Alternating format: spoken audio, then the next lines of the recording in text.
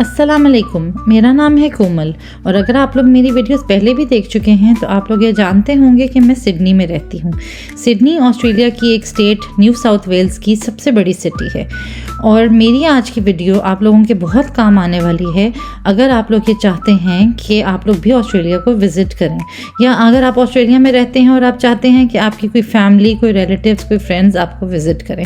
क्योंकि अपनी मैं इस वीडियो में शेयर करने लगी हूँ बहुत सारी टिप्स और बहुत इंपॉर्टेंट पॉइंट्स जो कि बेहद ज़रूरी हैं, क्योंकि अनफॉर्चुनेटली इस खूबसूरत मुल्क, इस खूबसूरत खित्ते का वीज़ा स्पेशली पाकिस्तानी पासपोर्ट के साथ लगवाना बहुत मुश्किल है और इसके लिए बहुत सारी प्रिकॉशंस लेनी होती हैं, बहुत सारी एहतियात बरतनी होती हैं ताकि ये ना हो कि हमारा वीज़ा रिजेक्ट हो जाए, क्योंकि वीज़ा रिजेक्शन के चांसेस बहुत ज़्यादा हैं।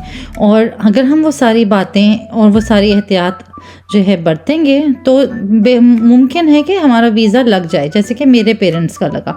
और मैं ये कोशिश करूँगी कि मैं वो सारे पॉइंट्स आपके साथ शेयर करूँ ताकि आप लोग भी अपने प्यारों को अपने पास बुला सकें और उनके साथ ये खूबसूरत ज़िंदगी शेयर कर सकें जो कि हम रोज़ जीते हैं। आए इस कहानी को शुरू से शुरू करते हैं। जब मेरे पेरेंट्स मेरे पास ऑस्ट्रेलिया आए और मैंने उनका वीज़ा अप्लाई किया और हमने एक बेहतरीन टाइम एक साथ गुजारा। We made this. Welcome to your toy room. Yeah, welcome. Assalamu alaikum. All good?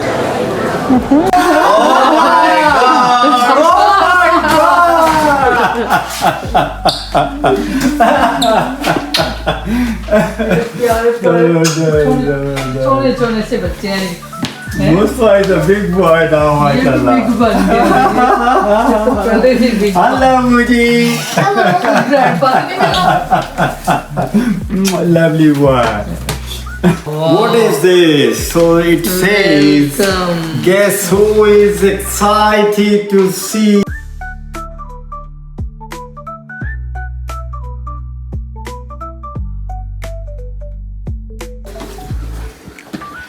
ओह वाह वाह, ये इसने किया। चलें आज बात करते हैं कुछ वीज़ा एप्लीकेशन के ऊपर। वीज़ा एप्लीकेशन के लिए सबसे पहली बात तो ये है कि आपने बनाना होगा एक ईमी अकाउंट। अगर आप अपने पेरेंट्स के लिए फ़र्ज़ करें वीज़ा अप्लाई कर रहे हैं तो आपने उनके लिए एक ईमी अकाउंट बनाना होगा, या फिर आप अपने ईमी अकाउंट से भी उनके लिए वीज़ा अप्लाई कर सकते हैं। अब विज़िटर्स के लिए एक होती है विज़िटर सब क्लास 600, वीज़ा की कैटेगरी है ये, विज़िटर सब क्लास 600। उसके अंदर दो ऑप्शंस होती हैं, या तो आप स्पॉन्सर कर सकते हैं या फिर वो वैसे ही टूरिस्ट स्ट्रीम पे विज़िट वीज़ा के लिए आ सकते हैं। अब जब वो टूरिस्ट स्ट्रीम पे आ रहे हैं तो फिर उसमें आपकी तरफ से ज़्यादा डॉक्यूमेंट्स दरकार नहीं हैं, लेकिन अगर आप ऑस्ट्रेलिया में रहते हैं और आप उनका स्पॉन्सर बनना चाहते हैं तो उसमें आपके लिए तरफ से भी कुछ डॉक्यूमेंट्स की सबमिशन ज़रूरी होगी। मेरे ख्याल में मैं सबसे पहले आपके साथ स्पॉन्सर्ड वीज़ा की रिक्वायरमेंट्स डिस्कस कर लेती हूँ। विजिटर वीज़ा के लिए स्पॉन्सर कौन हो सकता है? स्पॉन्सर होगा एक ऑस्ट्रेलियन सिटीज़न या पीआर, और उसका ज़रूरी है ऑस्ट्रेलिया में 2 साल से रहते होना, यानी कि वो 2 साल से ऑस्ट्रेलिया रह रहा हो। और वो किसको स्पॉन्सर कर सकता है? वो स्पॉन्सर कर सकता है सिर्फ़ और सिर्फ अपने रिलेटिव्स को, यानी कि जैसे कि फ़र्ज़ करें कि अगर मेरे पेरेंट्स आए थे तो मैं अपने पेरेंट्स की स्पॉन्सर बन सकती हूँ, मेरा हस्बैंड उनका स्पॉन्सर नहीं बन सकता, और अगर उसके पेरेंट्स आएंगे तो वो उनको स्पॉन्सर करेगा। सो बेसिकली आपने जिसको भी स्पॉन्सर करना है, चाहे वो आपका भाई है, चाहे वो आपके पेरेंट्स हैं, चाहे वो आपका बच्चा है, जिसको भी आपने स्पॉन्सर करना है, आपने उसका स्पॉन्सर खुद बनना है तो आपको उसका रिलेटिव होना ज़रूरी है, और ऑस्ट्रेलियन सिटीज़न या परमानेंट रेजिडेंट, और 2 साल से आप ऑस्ट्रेलिया में रहते हों। फिर एक और उसकी शर्त ये है कि आपने अपनी आइडेंटिटी यानी कि प्रूव करनी होगी। आपने कुछ ऐसे डॉक्यूमेंट सबमिट कराने होंगे जिससे ये पता चले कि आप उसके रिलेटिव हैं। आपने साथ में ऐसा डॉक्यूमेंट भी सबमिट कराना होगा जिससे ये साबित हो सके कि आप उनकी ज़िम्मेदारी ले सकते हैं, कि जब वो ऑस्ट्रेलिया में रहेंगे तो आप उनका खर्चा उठा सकते हैं, और आप ये जिम्मेदारी भी पार्शियली ले रहे हैं कि उन्होंने ऑस्ट्रेलिया को टाइम पे छोड़ना होगा, यानी कि जब उनका वीज़ा एक्सपायर हो रहा हो तो उनको ऑस्ट्रेलिया से जाना होगा। ये आप उस बात की भी गारंटी देते हैं, आप काइंड ऑफ गारंटियर बन जाते हैं उनके। और उसके लिए आपके पास सफिशेंट बैंक बैलेंस भी होना चाहिए जो कि आपको शो करना होता है। इसके अलावा आप अपने एक फॉर्म होता है 1149, वो भरना होता है, जिसमें आप अपनी सारी पासपोर्ट इन्फॉर्मेशन, ड्राइविंग लाइसेंस, अपना बैंक बैलेंस, अपना यानी कि रिलेशनशिप के लिए कोई भी फॉर्म भी हो गया, बर्थ सर्टिफिकेट हो गया, मैरिज सर्टिफिकेट हो गया, इस किस्म का कोई जो है अपना आप प्रूफ देते हैं। उसके अलावा आप अपने नाम के कोई बिल्स और बैंक स्टेटमेंट और इस तरह की चीज़ें भी सबमिट कराते हैं। स्पॉन्सर्ड वीज़ा में एक बॉन्ड भी रिक्वायर्ड हो सकता है, और वो बॉन्ड 5,000 से 15,000 पर पर्सन होता है, लेकिन वो हमेशा नहीं लेते, और वो अगर बॉन्ड आपसे लें भी तो वो बॉन्ड वापस कर देते हैं जब वीज़ा जिसका लगा हुआ है वो इंसान ऑस्ट्रेलिया से वापस चला जाए। तो बस वो भी एक तरह की गारंटी है, हमसे वो उन्होंने वैसे नहीं लिया था, उसको कहते हैं सिक्योरिटी बॉन्ड। अब हो सकता है कि सबके बाद आपके जहन में ये सवाल आए, तो भाई हम स्पॉन्सर्ड स्ट्रीम में जाएं ही क्यों?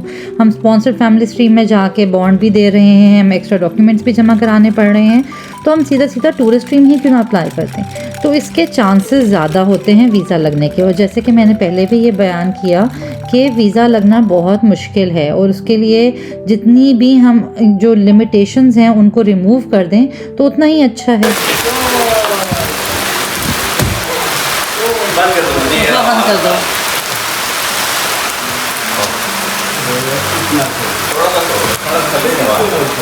बारिश में दिस इज नाइस।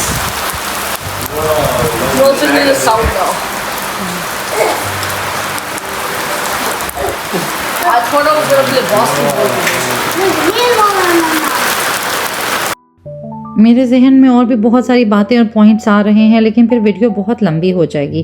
तो अगर आप मज़ीद इन्फॉर्मेशन हासिल करना चाहते हैं तो प्लीज़ कमेंट में पूछ लें, वरना आप कमेंट कर दें और मैं एक और वीडियो भी बना दूंगी इस बारे में।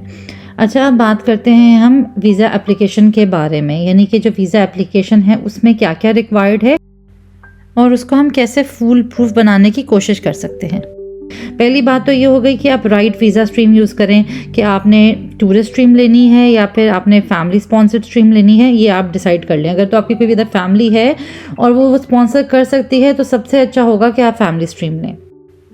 जो केस ऑफिसर होता है ना, वो क्रॉस चेक भी करता है। तो मेरी तो ये रिक्वेस्ट है आप लोगों से कि आप ये मेक श्योर करें कि आप फॉल्स डॉक्यूमेंट्स ना सबमिट कराएं और आप कोई भी गलत बात ना करें, क्योंकि इससे आपकी एप्लीकेशन ना सिर्फ रिजेक्ट होगी बल्कि आपके यानी ऊपर एक काइंड ऑफ लेबल भी लग जाएगा कि इसने फॉल्स डॉक्यूमेंटेशन सबमिट की थी। अगर गलती से कोई गलत डॉक्यूमेंट सबमिट हो जाए ना, तो उसके लिए आप एक अमेंडमेंट बिफोर यानी डिसीजन आने के कि अभी वीज़ा रिजेक्शन या अप्रूवल नहीं आई, उससे पहले आप एक अमेंडमेंट की ऑप्शन होती है ईमेल अकाउंट में ही, आप उस अमेंडमेंट की ऑप्शन के थ्रू अपनी गलती को अमेंड कर सकते हैं। अच्छा, वो चेक क्या क्या करते हैं? वो चेक करते हैं आपके स्ट्रॉन्ग टाइज़। अब वो स्ट्रॉन्ग टाइज़ इकोनॉमिक भी हो सकते हैं और वो स्ट्रॉन्ग टाइज़ आपके कल्चरल भी हो सकते हैं, फैमिली भी हो सकती है, यानी कि वो आपकी जॉब हो सकती है, आपकी फैमिली हो सकती है, आपकी कोई प्रॉपर्टी हो सकती है, आप कोई पढ़ाई कर रहे हैं तो वो आपका स्ट्रॉन्ग टाई होगा। यानी वो ये कहते हैं कि जिसके पास स्ट्रॉन्ग टाई है उसके पास एक रीज़न है कि वो वापस चला जाएगा और वो इधर ही नहीं बस जाएगा, तो उसको वो आसानी से वीज़ा उनका लगा देते हैं। तो अगर आपकी जॉब है, आप उसकी कोई जो है ना अपनी लेटर्स को सबमिट करा दें, अपनी पे स्लिप सबमिट कराएं, लीव अप्रूवल सबमिट कराएं। आपके वहाँ बच्चे हैं तो आप उनके साथ अपना एविडेंस बता सकते हैं कि वो वहाँ मौजूद हैं, मुझे उनके लिए वापस जाना है। आपका कोई बिज़नेस है, बहुत अच्छा है, आपके लिए आसानी से वीज़ा लग जाएगा क्योंकि आप अपने बिज़नेस के लिए वापस जाएंगे। अगर आप पढ़ाई कर रहे हैं तो भी वीज़ा लग जाएगा, ज़्यादा चांस है क्योंकि आप अपनी पढ़ाई के लिए वापस जाएंगे।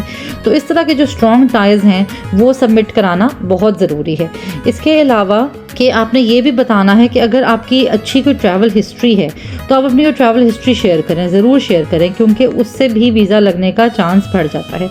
इसके अलावा ये कि आपके पास अपनी जो फाइनेंशियल मीन्स है, अपनी बैंक स्टेटमेंट 3 से 6 महीने की, वो ज़रूर बताएं ताकि ये पता चल जाए कि आप फाइनेंशियली स्ट्रॉन्ग हैं और आप अपने इस स्टे को स्पॉन्सर खुद से कर सकते हैं। सेल्फ स्पॉन्सर्ड स्टे है, लेकिन अगर कोई और भी स्पॉन्सर कर रहा है तो भी आप अपनी टैक्स फाइलिंग और अपनी जो बैंक स्टेटमेंट्स हैं 3 से 6 महीने की, वो ज़रूर सबमिट कराएं, क्योंकि उससे ये होगा कि आपका केस स्ट्रॉन्ग हो जाएगा। इसके अलावा आपका पासपोर्ट 6 महीने के लिए वैलिड होना चाहिए, और इसके अलावा ये कि आप एक अच्छा कवर लेटर बनाएं। कवर लेटर में आप बिल्कुल ऑनेस्टली सब कुछ बताएं कि आप वहाँ क्यों जा रहे हैं। जैसे आप अपने ग्रैंड चिल्ड्रन से मिलने के लिए जा रहे हैं, उनके साथ टाइम स्पेंड करना चाहते हैं, इस तरह की जो भी सारी बातें हैं वो आप अपने कवर लेटर में मेंशन कर दें। और अगर कोई आपको स्पॉन्सर कर रहा है तो वो स्पॉन्सर जो है अपना इन्विटेशन लेटर साथ में शामिल कर दे। अब बात आती है स्टेप्स की। स्टेप सबसे पहले क्या है कि सबसे पहले आप अपने ईमी अकाउंट में जाएंगे और आप वहाँ पे जाके वीज़ा एप्लीकेशन करेंगे, उसकी फ़ीस दे देंगे। अब उसके बाद महीने से 2 महीने लग जाते हैं, इसलिए बहुत एहतियात से ये सारी एप्लीकेशन करें, उसमें कोई गलत बात ना बताएं, क्योंकि 2 महीने बाद रिजेक्शन आए तो वो कितनी डिसअपॉइंटिंग होगी। अच्छा, इसके बाद आपने क्या करना है कि आपको बायोमेट्रिक्स के लिए बुलाएंगे, आप जाके अपने बायोमेट्रिक्स सबमिट करा देंगे और जल्दी कर लें तो बेहतर है। अब इसके बाद मेडिकल की रिक्वायरमेंट हो भी सकती है और नहीं भी हो सकती, वो डिपेंड करता है कि एज पे या फिर कुछ और फैक्टर्स पे। ज़्यादा चांस ये होता है कि मेडिकल से तब लिया जाएगा अगर आपने ये इंटेंट शो किया कि आपने वहाँ पे कोई ऑस्ट्रेलिया आके कोई हॉस्पिटल विजिट करना है, या फिर आपने ये इंटेंट शो किया कि आप यहाँ पे लंबा अरसा रहना चाहते हैं, जैसे 6 माह से ज़्यादा, या फिर आपकी एज 70 ईयर्स से ज़्यादा है। तो अगर आपका जो विजिटर है वो 70 ईयर्स से ज़्यादा है तो उसका मेडिकल होगा। अगर उसने 6 माह से ज़्यादा ऑस्ट्रेलिया में रहना है तो भी मेडिकल होगा, और अगर तो जो है उसको कोई प्री एग्जिस्टिंग कंडीशन है तो भी मेडिकल होगा। लेकिन अगर इनमें से कुछ भी नहीं है तो मेडिकल नहीं होगा। तो उसका एक शॉर्टकट या आसान तरीका ये है कि हम लोग 3 मंथ्स का वीज़ा ही अप्लाई करें, 6 मंथ्स का ना करें, तो मेडिकल वाली हासिल से हम बच जाएंगे, उस खर्चे से भी और वो जो टाइम उसमें लगता है उससे भी। खैर, आपने सबसे पहले एप्लीकेशन की, फिर आपने बायोमेट्रिक सबमिट कराए और उसके बाद आपने मेडिकल किया, और उसके बाद आपने वेट करना है। वेट करते रहेंगे आप, और अगर वो कोई फर्दर डॉक्यूमेंट्स डिमांड करते हैं तो वो आप सबमिट करा देंगे। अच्छा, इसके बाद ना एक वो S56 पोलियो सर्टिफिकेट की डिमांड आती है कि प्रूफ कि आपने पोलियो ड्रॉप्स ले लिए हैं और आप पोलियो फ्री हैं। अगर तो ये आ जाए तो इसका ये मतलब है कि आपका वीज़ा लग जाएगा, और उसके 2-4 दिन बाद आपको आपकी वीज़ा अप्रूवल भी आ जाती है। लेकिन अगर ये नहीं आता तो भी कोई बात नहीं है। अगर आपका वीज़ा रिजेक्ट हो जाता है तो आप दोबारा से ज़्यादा स्ट्रॉन्गर डॉक्यूमेंट्स, अगर आपकी ट्रैवल हिस्ट्री दोबारा से जमा करें, और सारे अगर आपकी चीज़ें मिस हो गई हैं, कोई बैंक स्टेटमेंट्स हैं, वो सब कुछ करके दोबारा से अप्लाई करें। बहुत दफ़ा होता है कि वीज़ा रिजेक्ट हो जाता है और फिर आप अपने फॉर्म्स को, अपने उसको जो आपने सारा कुछ सबमिट कराया डॉक्यूमेंट्स को मज़ीद इन ऑर्डर करके दोबारा से भी अप्लाई कर सकते हैं। लेकिन जाहिर सी बात है वो बहुत डिसअपॉइंटिंग होता है। तो मैं तो नहीं चाहूँगी कि कोई इस सारी ख्वारी से और इस सारी डिसअपॉइंटमेंट से गुज़रे, इसलिए मैं ये वीडियो बनाना चाह रही थी ताकि मैं आपके साथ ये सारी इन्फॉर्मेशन शेयर कर सकूँ। वो सब लोग जो अपने प्यारों से दूर हैं वो मेरे इन एहसासात और जज्बात को समझ सकते हैं कि कितना तकलीफ़देह होता है अपने प्यारों से दूर रहना, और हमारे बच्चे इन मोहब्बतों से महरूम रहते हैं। इसलिए मेरा दिल करता है कि आप सब इन मोहब्बतों को हासिल कर सकें और अपने प्यारों के करीब हो सकें। हम इमिग्रेंट्स परिंदों की तरह होते हैं जो अपने घोंसलों को छोड़कर नई मंजिलों की तलाश में निकलते हैं, जहां ज़िंदगी बेहतर हो, रिस्क मैसर हो और अमन का साया हो। पर हम पीछे छोड़ आते हैं वो आसमान जो कि हमारे अपने थे, वो लोग जो कि हमारे अपने थे। इंसान ये सब कुछ बदल देता है, सब कुछ छोड़ देता है सिर्फ़ और सिर्फ अपने बेहतरीन मुस्तकबिल के लिए, लेकिन वो पीछे छोड़ आता है अपना वो आशियाना, एक नए आशियाने को बनाने के लिए। दिल उसी आशियाने के साथ जुड़ा रहता है। हम अपने रस्म व रिवाज, अपना खाना पीना, सब कुछ अपने साथ ले आते हैं, लेकिन हम अपने प्यारे पीछे छोड़ आते हैं, और उन प्यारों को अपने पास बुलाने की जो खुशी और मसरत होती है वो बयान से बाहर है। ये वीडियो बनाते हुए मैं बहुत ज़्यादा इमोशनल हो गई। मैंने जब ये सारे क्लिप्स इकट्ठे किए तो मेरा दिल उदास हो गया, मेरा दिल दोबारा से उदास हो गया अपने वालिदैन के लिए, उनसे मिलने के लिए, और मुझे वो सारा अच्छा वक्त याद आना शुरू हो गया जो मैंने उनके साथ गुजारा था। इस वीडियो के साथ साथ उनका भी यहाँ का सफ़र ख़त्म हुआ। मैं आपके साथ और इन्फॉर्मेशन भी ज़रूर शेयर करूँगी।